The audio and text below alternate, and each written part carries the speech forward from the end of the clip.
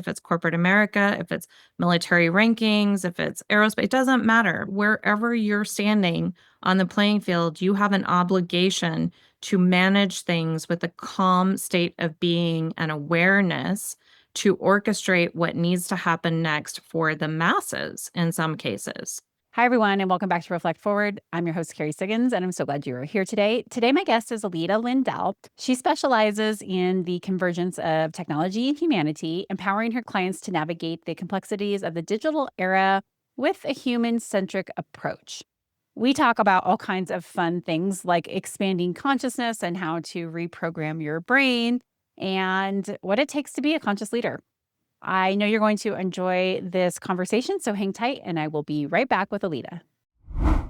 Welcome back, everybody. I am here with my beautiful guest, Aileda Lindal. Aileda, thank you so much for joining me on the show today. I'm so grateful to be here. Thanks for the invite. Absolutely. So we are going to talk about conscious leadership, one of my favorite topics. But before we get started, can you just briefly describe who you are and what you do?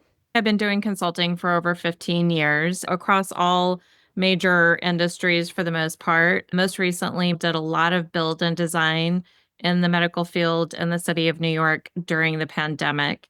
And so that's really where my conscious leadership development program was born, so to speak.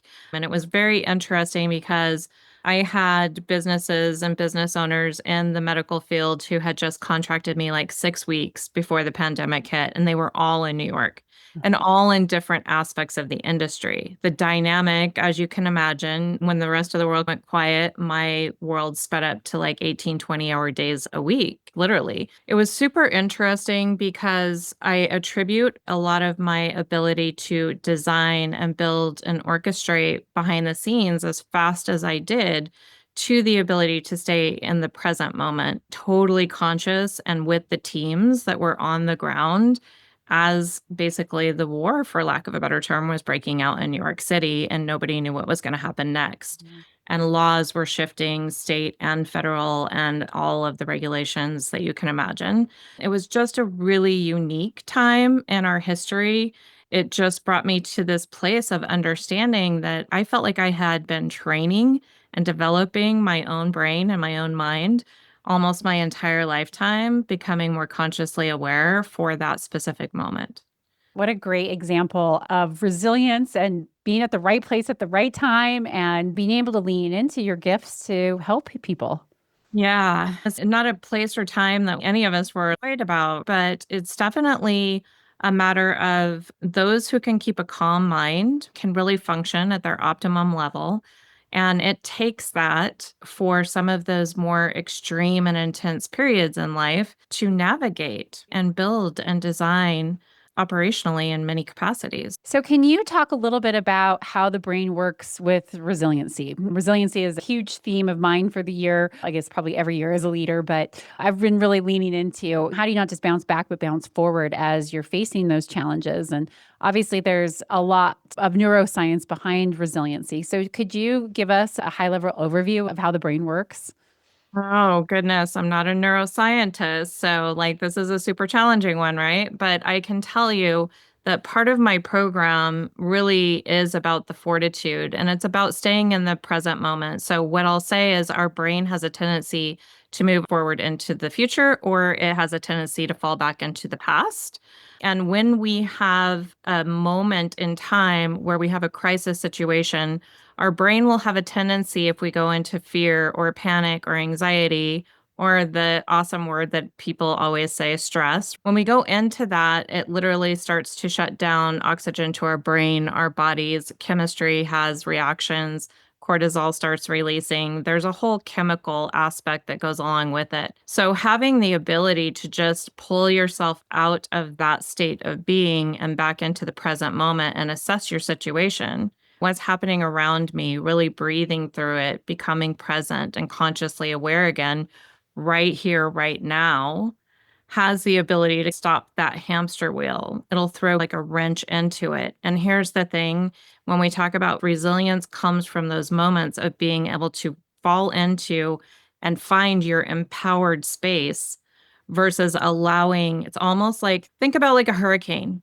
So hurricanes happen, and then you can have the nucleus, you can have the eye of the storm. There is that capability to train yourself to understand that when I can become conscious, I can almost be like the eye of the storm. So all of this shit can be swirling around the outside of me, but while it's happening, I'm not in it. I can see it all very clearly, but I'm not getting caught up in it. And that really is where like it optimizes your health. It optimizes so many things. And so the best advice I can say when it comes to resilience is the ability to really understand and know how to lock into your empowered state of being versus getting caught up in all of the stuff that might be happening around you. And you can train yourself to become really consciously aware, and that's that resilient piece. And so it's always about what's happening right now, assessing your body, assessing your situation, right? Am I getting caught up in this? Or am I able to clearly identify and stay separate from this as I navigate things? And always that ability to step back into that empowered train of thought and empowered self talk, really, in the present moment. But if you're letting your brain run like a hamster wheel and run into old programs or run too far into the future or too far into the past, then it's not conducive to your empowerment state of being. Yeah, I really like that. I think that it takes a lot of practice. I got some tough feedback years and years ago that I thought I was a disruptive CEO, but really I was erratic. And it was said from a person out of anger, but it really impacted me and made me think about how I'm showing up. And what I might see as passion, people might see as being upset. Or when I say, hey, we're going to make this decision and we move quickly, people might see that as not having thought through it, right? Not having a plan, not making a rational decision. And so I developed the mantra of cool, calm, and collected. I'm going to be an unflappable leader. And every time that I would feel myself start to want to lean in and feel that my temperature rise or that feeling of like high energy, I would Mhm. say, what would a cool, calm, and collected leader do right now?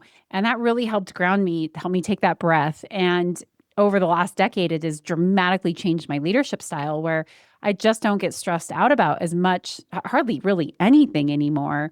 And I think that's maturing as a leader, but I as well really making sure that I always keep that mantra in my mind, in my heart, in my being, cool, calm, and collected. And what would a cool, calm, and collected, unflappable leader Love do right that. now? Yes, I love that. That's a great mantra. Yeah. So self regulation, though, it's important, but it's hard, especially if you are a person who is driven by emotions. The challenge is in the fact that we probably have a tendency to get caught in a chemical loop tape. Yes. Mm. And so when the chemicals release in the body, that's where it can get challenging. And in those moments, I would say just back off the pedal, assess the situation, allow yourself to experience whatever it is that you're experiencing, allow yourself to release that from your mental state and out of your entire existence, because once it's a chemical rush, you just have to allow that to happen and get through it. But then once you come back to conscious state of being, it's the greatest gift we have. As studies go on and as science advances by the day, quantum computers are here. There's so much that's going to open up that we never knew before. Doors are already opening up to better understanding our own operational system as the medical field is dabbling into the sciences and really working with them more. The thing is conscious awareness, right? That's always seemed to be the big question mark that eludes everyone. Like, where does that come from? And they still haven't been able to source that, which makes it fun, right? It remains the ever mystery. And I love that for us. But it is also the gift that is given to humans. I believe science is now starting to dabble with, are there other living things that have the ability to be conscious too? And testing that up to literally moments ago in science, the theory has always been that is our gift as a human capability is to be conscious and become conscious. Science and neuroscience has also said that they estimate, and psychology as well, that as human beings, we're conscious maybe 5% of the time. The other 95%, it's almost if you think about lazy behavior, because our brain has the capability to go on autopilot and just run and orchestrate everything for us in a day's time, which is a beautiful gift. But if we allow that to take up too much of the space and we aren't training conscious awareness to come into play, we're meant to be conscious for sure, no doubt in my mind. more than 5% of the time as a humanity. Then it almost pitches the question to me, is this the reason why history continues to repeat itself? Because we simply haven't been in full understanding of how our own physical operating systems work. Yes, I agree. And I think that the beautiful thing that's happening now is that there is this tie between science and consciousness. I think for years, consciousness was like, oh, it's the woo woo thing, right? It's spirituality, but it's not. It's who we are, it's how we exist, it's how we operate in this world. And I truly do believe that everything has some level of consciousness. And we humans maybe have a little bit too big of an ego if we think that we're it. Now that there's just so much science, you read in Popular Mechanics, which never would have had articles on consciousness and how we're finding out that conscious exists beyond anything that we have ever been able to imagine as human beings is really exciting to me, because that's what I feel like I'm here to do. We're all here to grow, to expand consciousness. But as leaders, we have the ability to really impact that. And I'm glad that it's coming out in the forefront more and more within science. Yeah, it's not just coming out within science, it's coming out across all of academic aspects of things too. Like I was just on a podcast not that long ago called Lead the People, and you made me think of it because it's Matt Popsell. I'm sure I'm not pronouncing his last name correctly, and I'm super sorry and apologetic for that. But you mentioned the circle. And so he wrote a book called Expanding the Circle. Matt has his PhD and is in the land of universities and Ivy League colleges and a professor in that aspect of things. We were also connected. Another professor friend of ours, Douglas Shearer, who wrote the book Forged, and that also incredible book about the time of basically like the pandemic. How do you find your fortitude during moments of that panic, that mass panic?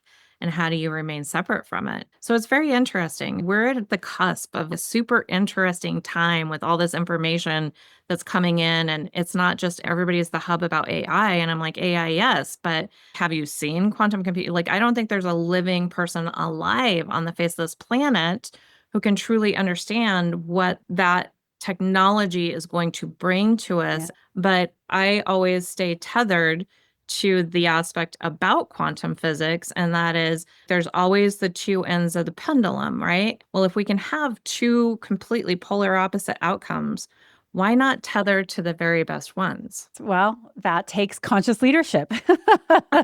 Whether that's people leadership or self leadership, is it understanding that we have a choice. We don't have to react.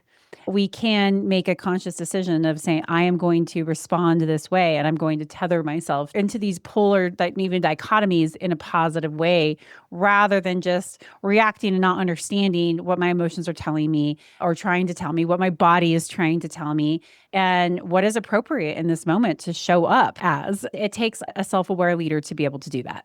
Massive. Yes, it's massively important. And what's interesting because you brought self-regulation and self-awareness into the equation. So another fun fact is like UMass Chan Medical Center has been studying these things for over 40 years. And I love looking at the medical aspect of things too, not just neuroscience, but like neurology and what's the medical aspect of these things.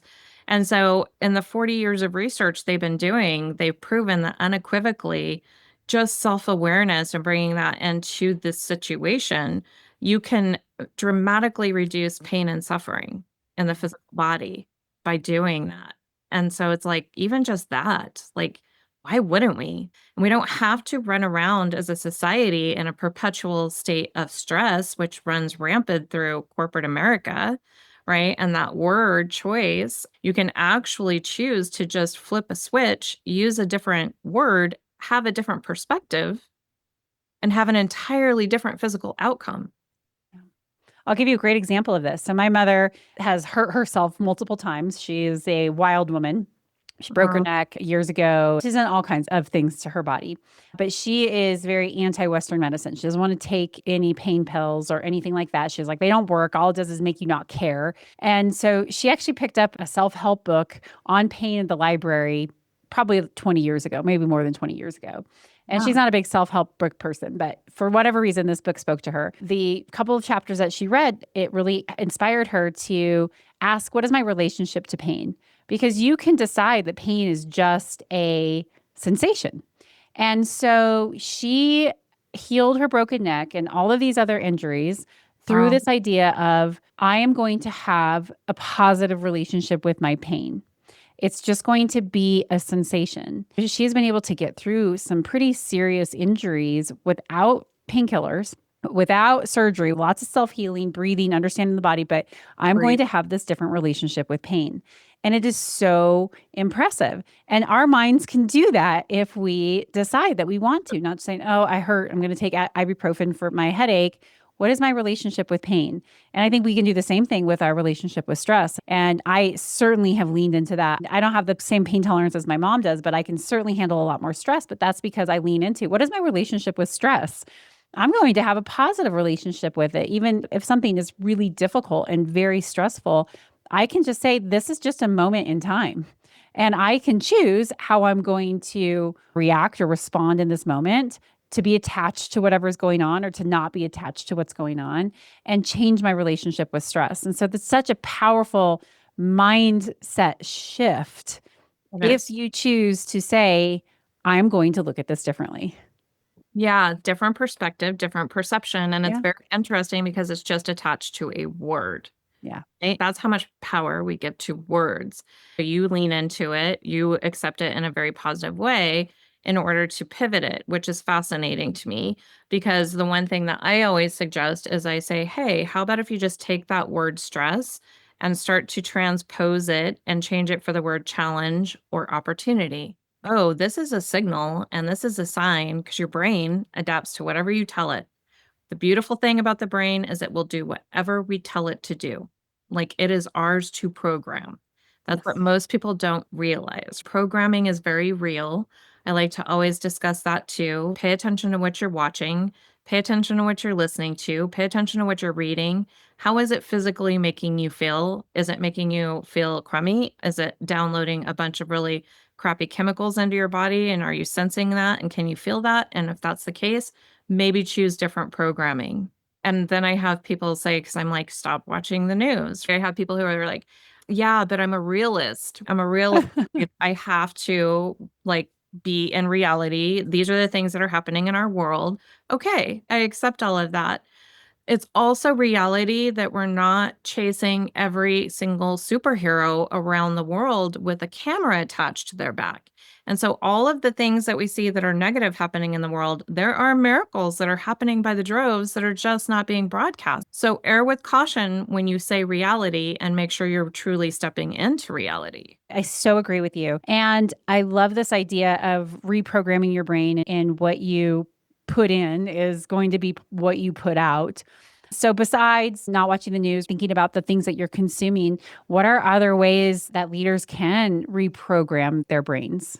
So it's called neuroplasticity. That's the ability to rewire or create new connections in the brain. But super fascinating to me, Carrie, because even just as short as like when you think back like 25 years ago in neurology, we didn't even know that there was the capability to create new connections. At the time, the belief system was that you probably couldn't. I was rehabilitating a stroke victim at the time, and that's how I know this information. It was like, we don't know what's going to happen. Fast forward 25 years later, that if you work certain areas of the brain, you can absolutely create new connective pathways. One of my favorite facts that I love to share with people is that a piece of our brain, the size of a speck of sand, so imagine that, like just lock into that, a piece of your brain the size of a speck of sand, it has over 100,000 neurons, all of which have over a billion connections that could be created. That's the size of a speck of sand.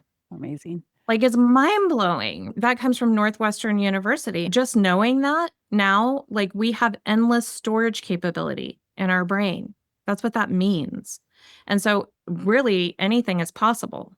You can rewire for anything. It takes doing the same repeat things enough times for those connections to hardwire.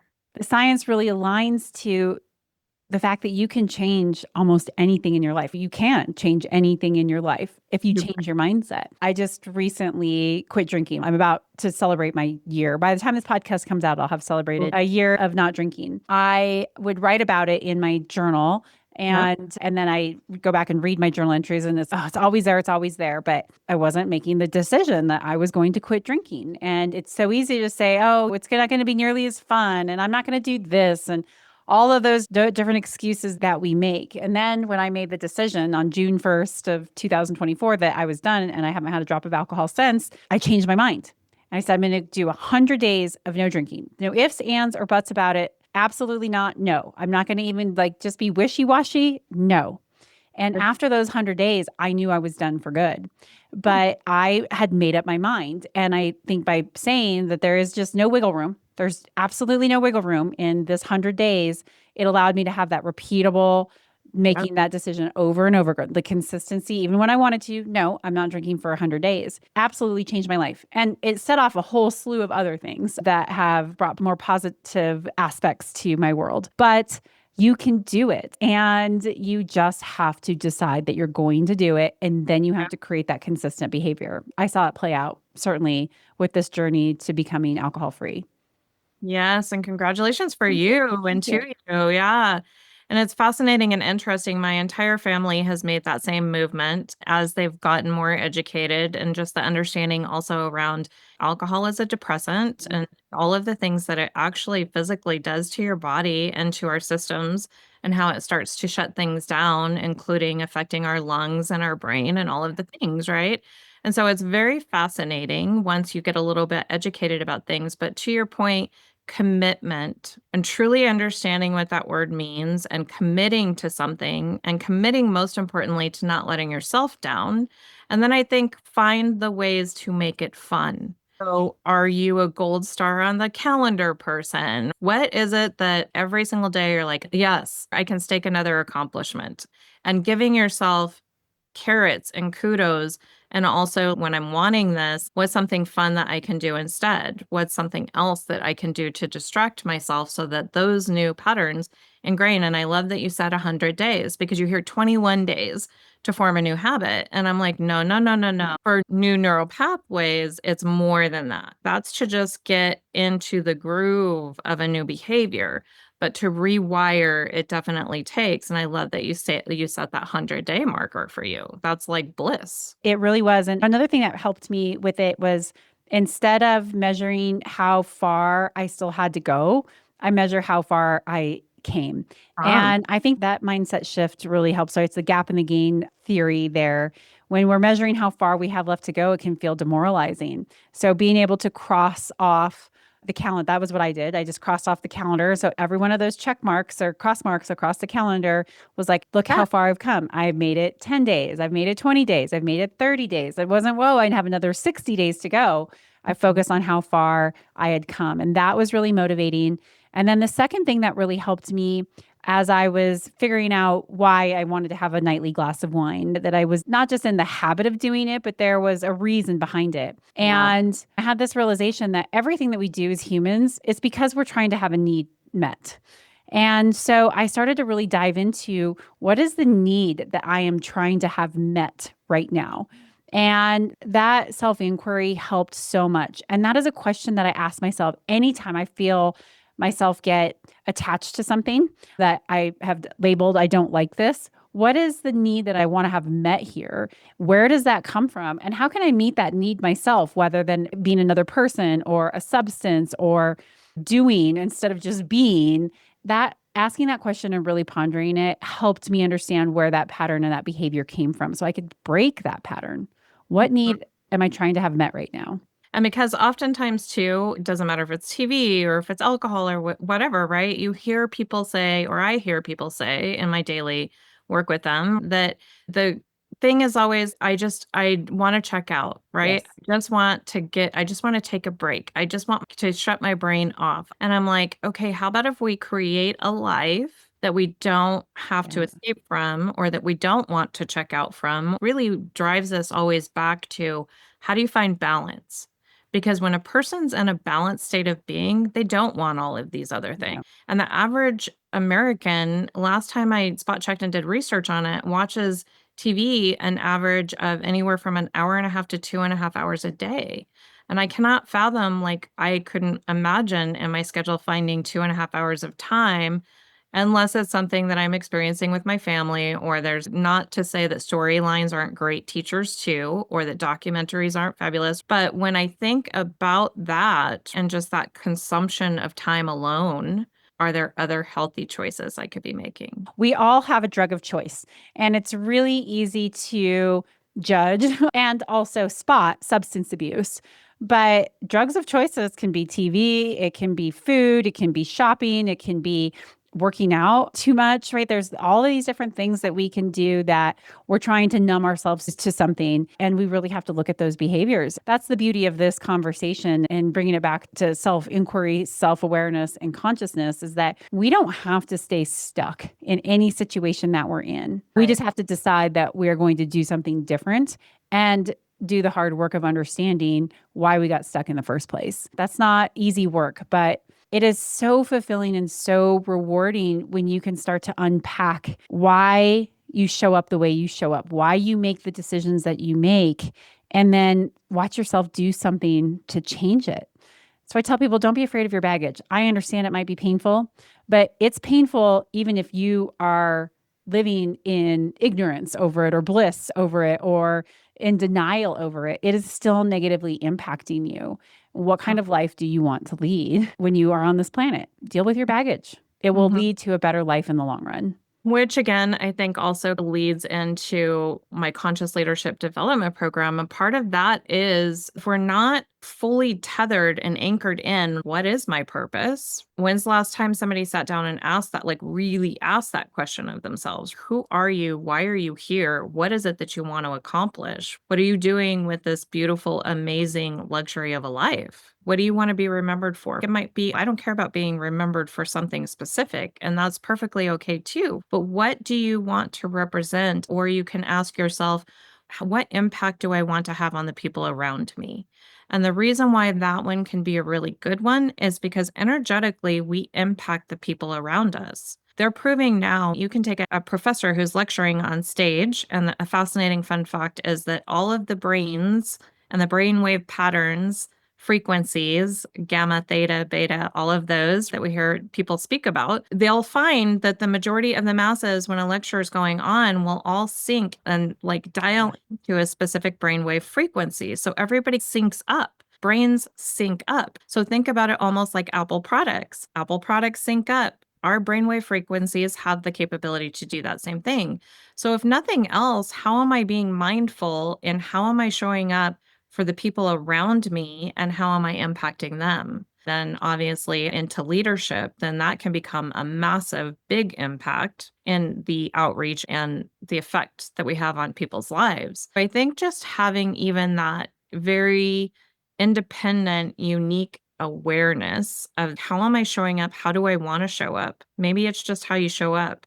That's your purpose in life. And that's beautiful. There are such a broad range of talents and gifts that people have. And I think that when people think about their purpose and they think if it's not something that's big and huge and going to change the world, then I don't have a purpose. And I completely agree with you. That does not have to be that way. It absolutely can be that way, but it doesn't have to be that way. And I love the way that you have framed it around how do you make other people feel? How do you want other people to experience you? I know what my purpose is. I'm very clear on it. And I'm very grateful that I've been able to figure that out, especially at a relatively young age.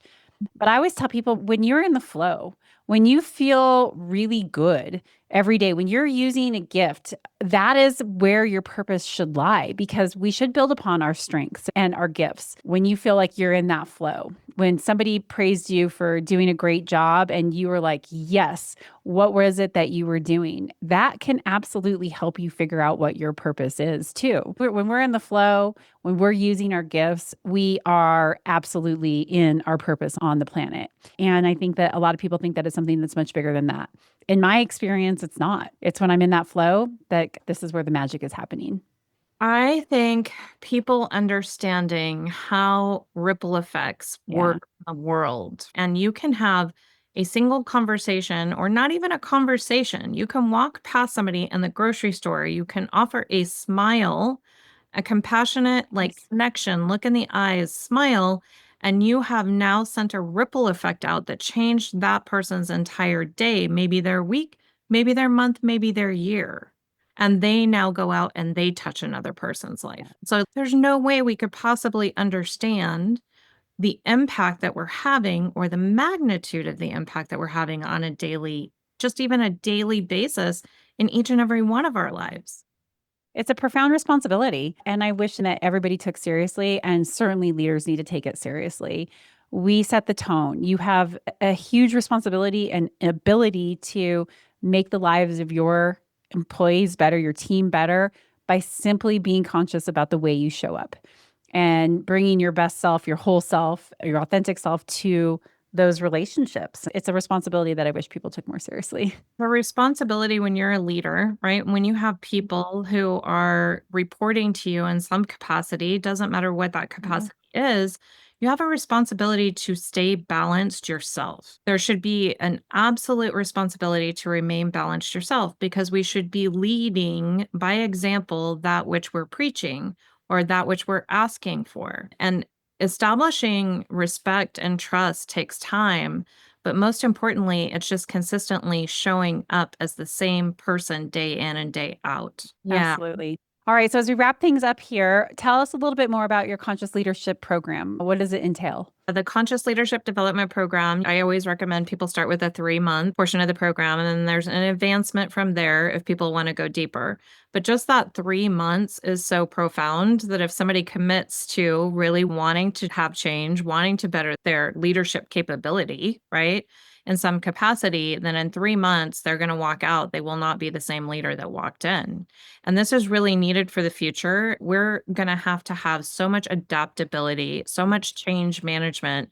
So many things are going to be occurring right here, right now, and as we continue to move forward in the future because of how fast technology is moving, that we really need more consciously aware leaders in the world who have the capability to hold this state of calm and guide calmly and accordingly to improve efficiency and growth and expansion in a way that is going to feel good to the masses versus a chaotic roller coaster ride. That's why this is so vitally important right now, because technology isn't stopping. And so we need to really level up as a human being on the playing field, especially in a leadership capacity. Doesn't matter what capacity that is, if it's corporate America, if it's military rankings, if it's aerospace, it doesn't matter. Medical, doesn't matter. Wherever you're standing on the playing field, you have an obligation to manage things with a calm state of being and awareness to orchestrate what needs to happen next for the masses in some cases. And if you're getting sucked into the soup or your body chemistry starts going out of whack, then you're not delivering your optimum self. You're not calling your best shots. You're calling some potentially really shitty shots that will impact everyone. I love it. And how can people find out about the program? My website, that's just askaileda.com, ASKAILEDA.com. And I'll include that in the show notes. All right. Final question, my signature question. This podcast is called Reflect Forward. What does Reflect Forward mean to you? Reflect forward. I would almost throw a little quantum spin in on this. Ooh, I like that. Kind of fun. Why not? And so the aspect is that who we are in the here and now and today, right? Every last ounce of awareness that I can bring to the table today will reflect back to me tomorrow. You had asked me that I skipped over a little bit. What are other ways that leaders can program themselves? So, speaking of technology, when you flip through your phone, just pay attention. What are your news feeds reflecting back to you? So when I think reflect forward, I think about our reflection period. What's a reflection of my thoughts and my focus? A reflection of my thoughts and my focus is my own news feeds and my social feeds on my phone. And so, what are they reflecting back to me? Because that's where I'm holding the most time, energy, and attention. Changing those one at a time, making a new choice to click on a new feed, to click on something new that's educational, that is going to change my reflection in the future. Day by day, I am not going to be the same person. I also try to share with people life is always changing, literally always changing, second by second. Molecularly, we are changing second by second. And so if you think about how a wave washes up onto the beach and it goes back out again, it never leaves the same beach behind. That is our life. So reflect forward. How am I envisioning my beach? What do I want it to look like? I have the capability to pay attention to that in the here and the now, and therefore it's going to create a different outcome for me moving forward in the future. So beautifully put. I love that. Thank you so much. This has been a fabulous interview, and I so appreciate you coming on the show, Aileda. Thank you for sharing all your knowledge and this inspiring talk. Thank you, Kerry. Thank you for your time, energy, and effort, and for all that you're doing in the world. Thank you. All right, hang tight. I'll be right back. All right, everyone. I hope you enjoyed that conversation. Please be sure to check out her website and her program. And with that, I will leave you to your day. If you think that someone would benefit from this episode, please be sure to share it with them. And of course, subscribe to this podcast on YouTube, on your favorite podcast platform. Like it, write a review, subscribe, like it, write a review. It always helps with the algorithms and it gets the podcast pushed out there more. And I appreciate all of your support. Take care. We'll see you next week.